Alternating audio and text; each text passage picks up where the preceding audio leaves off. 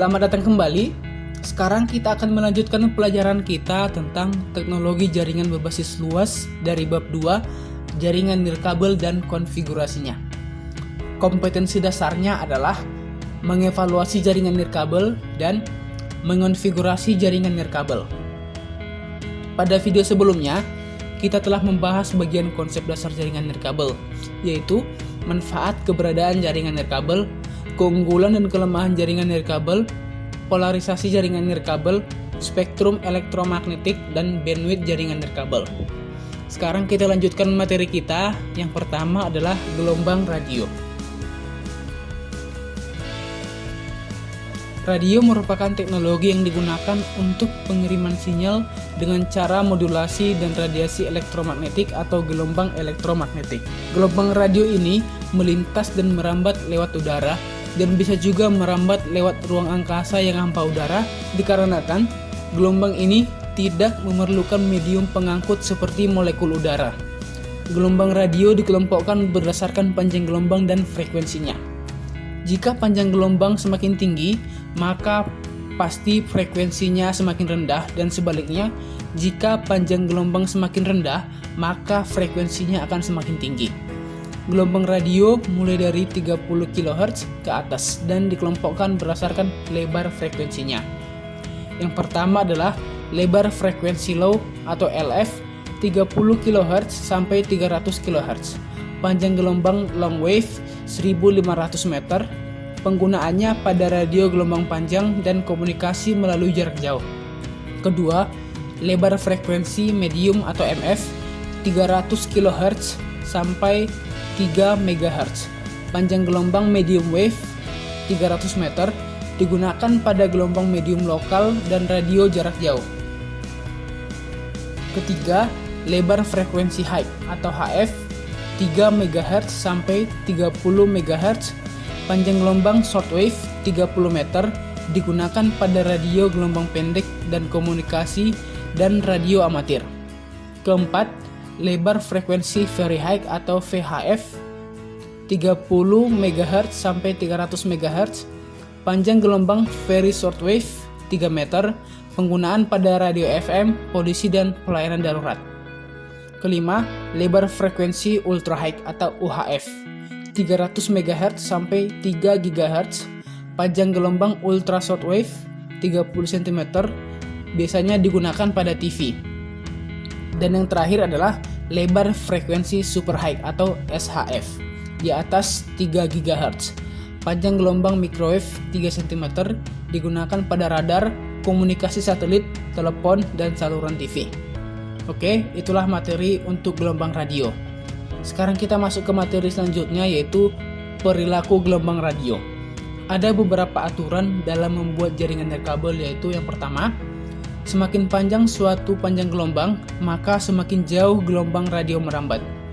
Untuk daya pancar yang sama, gelombang dengan panjang gelombang yang lebih panjang cenderung dapat menjalar lebih jauh daripada gelombang dengan panjang gelombang yang pendek.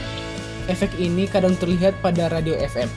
Jika dibandingkan jarak pancar pemancar FM di wilayah 88 MHz dengan wilayah 108 MHz, pemancar dengan frekuensi yang lebih rendah cenderung untuk dapat mencapai jarak yang lebih jauh dibandingkan dengan pemancar dengan frekuensi yang tinggi pada daya yang sama. Kedua, semakin panjang suatu panjang gelombang, makin mudah gelombang radio melalui atau mengitari penghalang. Itu disebabkan karena gelombang dengan panjang gelombang yang panjang atau frekuensi makin rendah akan cenderung lebih baik dalam menembus suatu objek jika dibandingkan dengan yang memiliki panjang gelombang lebih pendek. Sebagai contoh, radio FM dengan frekuensi 88 sampai 108 MHz dapat menembus bangunan atau berbagai halangan dengan lebih mudah. Sementara gelombang yang lebih rendah atau frekuensi yang lebih tinggi, misalnya seperti GSM atau kartu SIM yang bekerja pada 900 MHz atau 1800 MHz akan lebih sukar untuk menembus bangunan. Efek ini terjadi bukan karena perbedaan daya pancar yang digunakan radio FM dengan GSM, namun juga disebabkan oleh pendeknya panjang gelombang sinyal GSM. Aturan ketiga adalah semakin pendek suatu panjang gelombang, maka semakin banyak data yang dapat dikirim. Semakin cepat gelombang berayun atau bergetar, maka akan semakin banyak informasi yang dapat dia bawa. Setiap titik dalam gelombang berjalan adalah pusat dari perubahan yang baru dan sumber dari gelombang yang lain. Dan gelombang yang berjalan secara umum dapat dilihat sebagai penjumlahan dari gelombang yang muncul pada media yang bergerak. Gimana? Sejauh ini dapat dimahami ya? Sekarang kita lanjutkan materinya. Kita masuk ke bagian jenis-jenis jaringan nirkabel indoor dan outdoor. Beberapa jaringan nirkabel secara umum memiliki karakteristik yang hampir sama dengan jaringan kabel. Berdasarkan ukuran fisik area yang dapat dicakup, jaringan nirkabel terbagi menjadi beberapa kategori, yaitu wireless personal area network, wireless local area network, wireless wide area network, dan wireless metropolitan area network. Kita masuk pada jenis yang pertama, yaitu wireless personal area network. Wireless PAN adalah sebuah jaringan nirkabel pribadi. Wireless PAN juga merupakan jaringan nirkabel low range yang meliputi luas jangkauan hanya beberapa puluh meter saja, yang berfungsi untuk menghubungkan perangkat periferal seperti printer, Android, dan peralatan rumah lainnya, atau tablet ke komputer, atau hanya dua komputer terdekat tanpa menggunakan koneksi server. Pemanfaatan jaringan personal wireless telah cukup luas, terutama pada peralatan-peralatan mobile seperti PDA, laptop, dan telepon seluler. Beberapa bentuk pemanfaatan jaringan area kecil yang paling umum adalah aktivitas sinkronisasi antara peralatan gadget dengan PC atau laptop. Beberapa perangkat mobile tersebut dapat melakukan koneksi ke printer atau peralatan multimedia yang lain sehingga dapat menggantikan komunikasi kabel tradisional. 1. Teknologi jaringan wireless PAN. Contoh teknologi jaringan wireless PAN yaitu Bluetooth. Diluncurkan oleh Ericsson pada tahun 1994, Bluetooth dikenal sebagai IEEE 802.15.1, memiliki keuntungan hemat energi, membuatnya sangat cocok untuk digunakan dalam perangkat kecil. Koneksi inframerah atau infrared digunakan untuk membuat koneksi nirkabel di beberapa meter dengan kecepatan megabit per detik. Teknologi ini banyak digunakan dalam alat elektronik rumah seperti remote control. Akan tetapi, gelombang cahaya dapat mengganggu sinyal inframerah ini. Home RF atau Home Radio Frequency diluncurkan pada tahun 1998 oleh kelompok kerja Home RF, memiliki throughput maksimum 10 megabit per second dengan jarak sekitar 50-100 meter tanpa amplifier. Teknologi Zigbee. Teknologi ini digunakan untuk menghubungkan perangkat secara nirkabel dengan biaya yang sangat rendah dan dengan konsumsi energi yang sedikit, yang membuatnya cocok untuk langsung terintegrasi ke dalam beberapa perangkat elektronik kecil. Zigbee beroperasi pada frekuensi 2,4 GHz dan 16 saluran sama dengan frekuensi pada Wi-Fi laptop atau notebook. Dapat mencapai kecepatan transfer hingga 250 kilobit per second dengan jangkauan maksimum sekitar 100 meter. Itulah untuk bagian teknologi jaringan wireless PAN. Sekarang kita lanjut kepada arsitekturnya. Arsitektur wireless personal area network terdiri dari penerima frekuensi radio yang merupakan pengontrol level bawah yang berada pada lapisan fisik. Kemudian di atasnya ada lapisan data link atau data link layer yang di dalamnya terdapat sublapisan MAC berfungsi untuk menghubungkan dengan lapisan fisik dan untuk mengonfigurasi jaringan. Lapisan di atas lapisan data link adalah lapisan network yang berfungsi mencari jalan untuk pengiriman data atau message routing.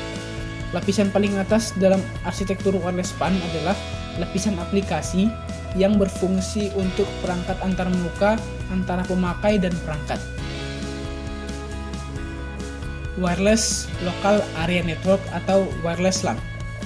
Wireless LAN adalah jaringan komputer yang menggunakan gelombang radio sebagai media transmisi data. Informasi atau data yang ditransfer dari satu komputer ke komputer lain menggunakan media udara atau tanpa kabel. Wireless LAN sering disebut sebagai jaringan nirkabel atau jaringan wireless. Wi-Fi merupakan singkatan dari Wireless Fidelity, yang artinya sekumpulan standar yang digunakan untuk jaringan lokal nirkabel. Awalnya, Wi-Fi ditujukan untuk penggunaan perangkat nirkabel dan jaringan lokal area network.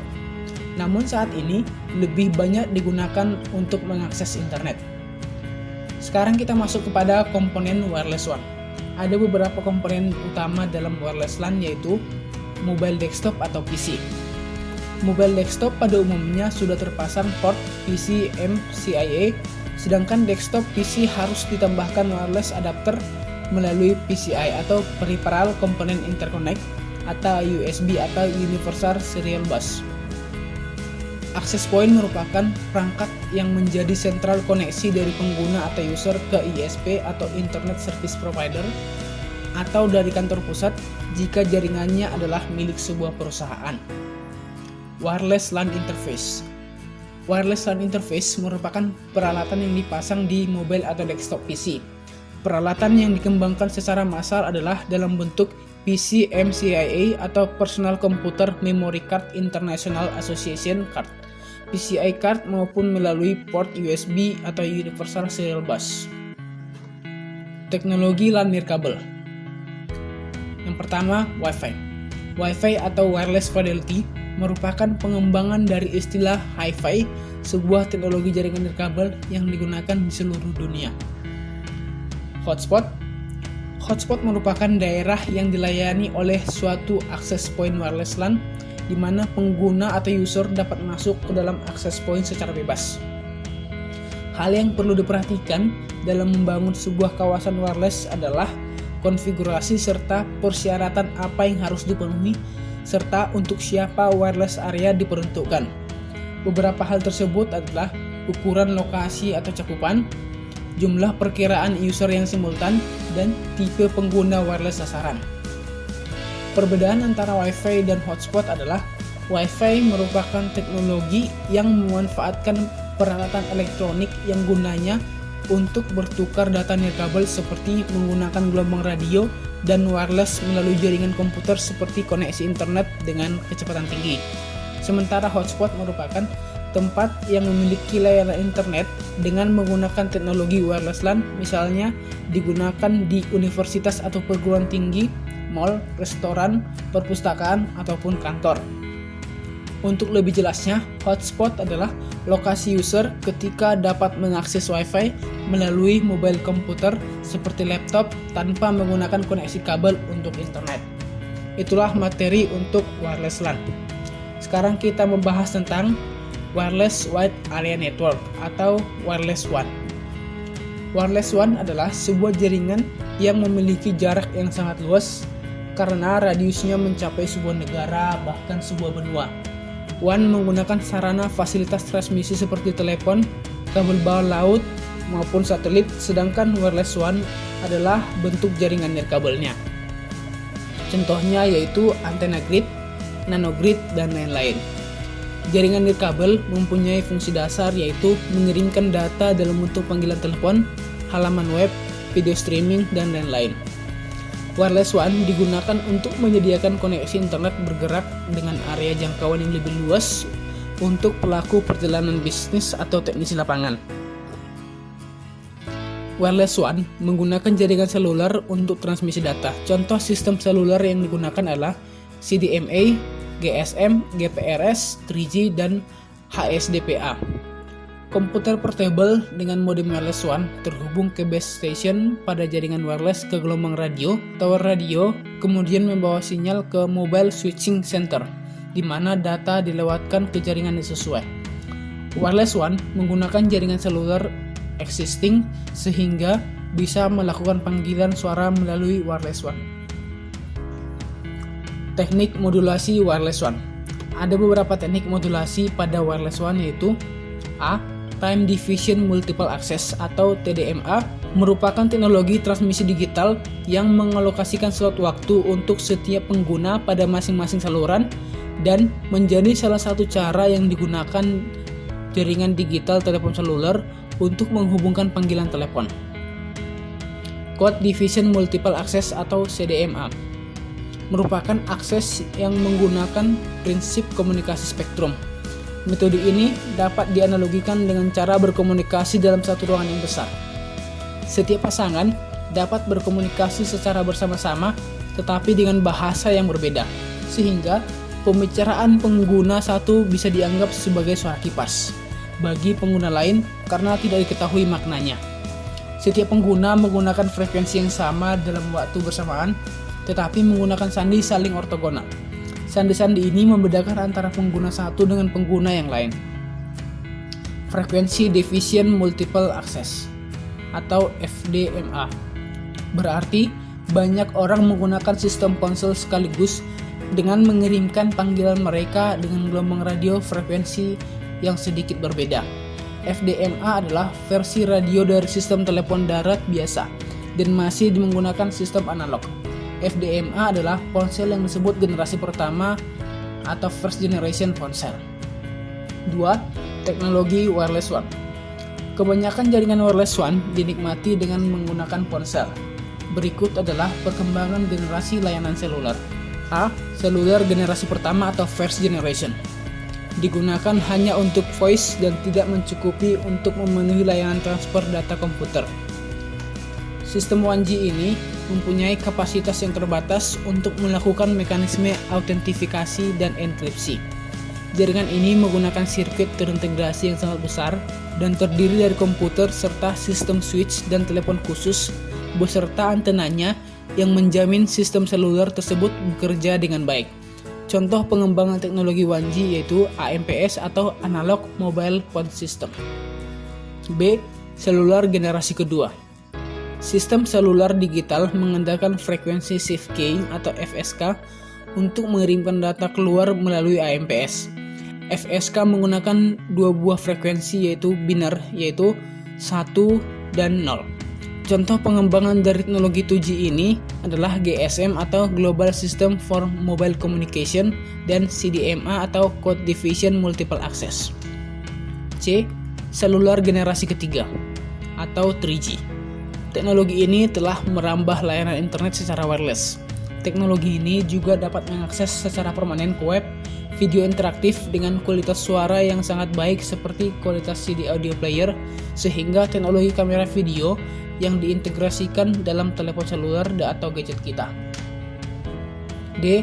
HSDPA. HSDPA menjadi teknologi yang disempurnakan dari teknologi sebelumnya yaitu 3G yang juga disebut 3.5G, 3G Plus atau Turbo 3G yang memungkinkan jaringan berbasis Universal Mobile Telecommunication System atau UMTS memiliki kecepatan dan kapasitas transfer data yang lebih tinggi. HSDPA ini sangat memungkinkan digunakan sebagai modem internet pada komputer. Seluler generasi keempat atau 4G. 4G adalah singkatan dari Fourth Generation Technology. Sistem 4G dapat menyediakan solusi IP yang komprehensif di mana suara, data, dan arus multimedia dapat sampai kepada pengguna kapan saja dan di mana saja pada rata-rata data lebih tinggi dari generasi sebelumnya. Pada era jaringan 4G ini, budaya streaming menjadi sangat familiar dalam keseharian kita. Sekarang kita lanjut pada bentuk komunikasi WAN. Bentuk komunikasi jaringan WAN antara lain point-to-point, circuit switching, dan packet switching. Yang pertama adalah point-to-point. Point-to-point disebut juga jaringan leased line, di mana jaringan ini secara private berhubungan satu sama lain. Contoh metode ini adalah sistem telepon. Yang kedua adalah circuit switching. Circuit switching merupakan metode switching dengan keberadaan sirkuit. Metode ini digunakan oleh teknologi Integrated Service Digital Network atau ISDN. Yang ketiga adalah packet switching. Packet switching merupakan metode switching pada peralatan jaringan yang melakukan sharing point untuk transportasi paket dari sumber data ke tujuan yang melintasi jaringan.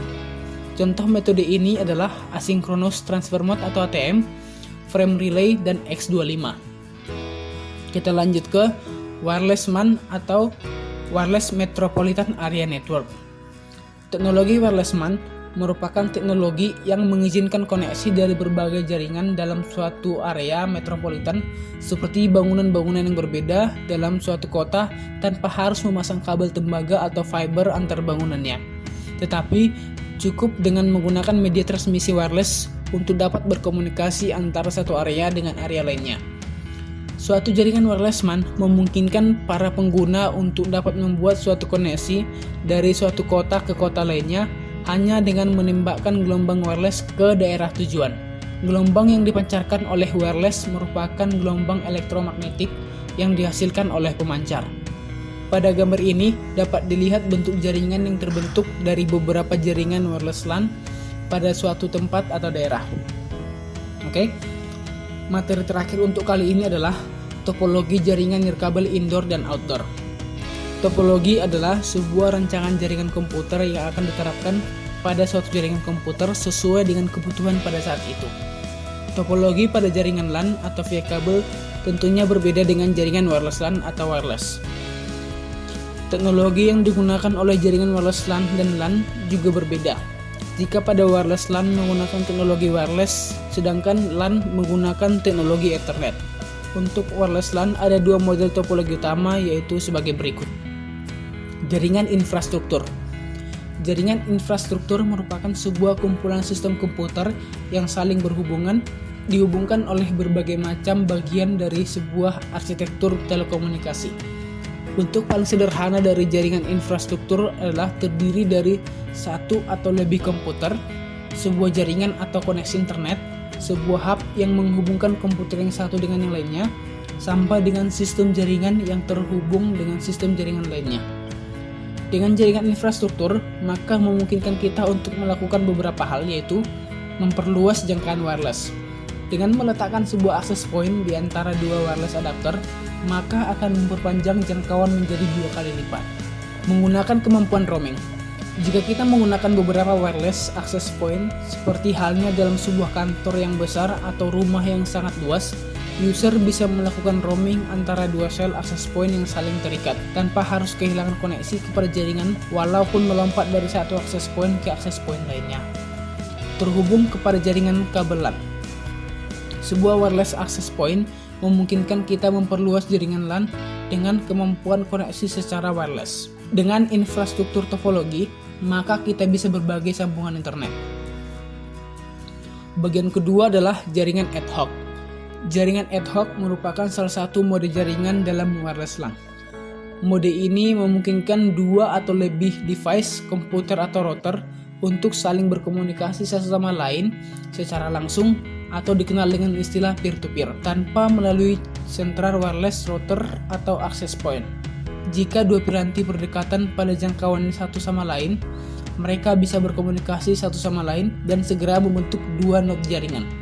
Jaringan ad hoc tidaklah transitif, artinya jika dua piranti A dan B saling berkomunikasi dalam jangkauan piranti A, maka jika ada piranti C masuk dalam jangkauan piranti B, tetapi tidak masuk dalam jangkauan A, maka piranti C tidak bisa berkomunikasi dengan piranti A. Berbeda dengan jaringan infrastruktur, jaringan ad hoc tidak membutuhkan sebuah wireless LAN untuk menghubungkan masing-masing komputer. Topologi jaringan yang terbentuk adalah jaringan mesh. Ada beberapa keuntungan dari sebuah jaringan wireless ad hoc, yaitu jaringan wireless ad hoc sangat sederhana dalam mengaturnya. Jaringan ad hoc murah karena tidak memerlukan sebuah wireless access point. Jaringan ad hoc aksesnya cepat. Baiklah, sekian materi untuk kali ini. Silakan diulangi video jika masih kurang mengerti, dan jika ada yang kurang jelas silakan ditanyakan.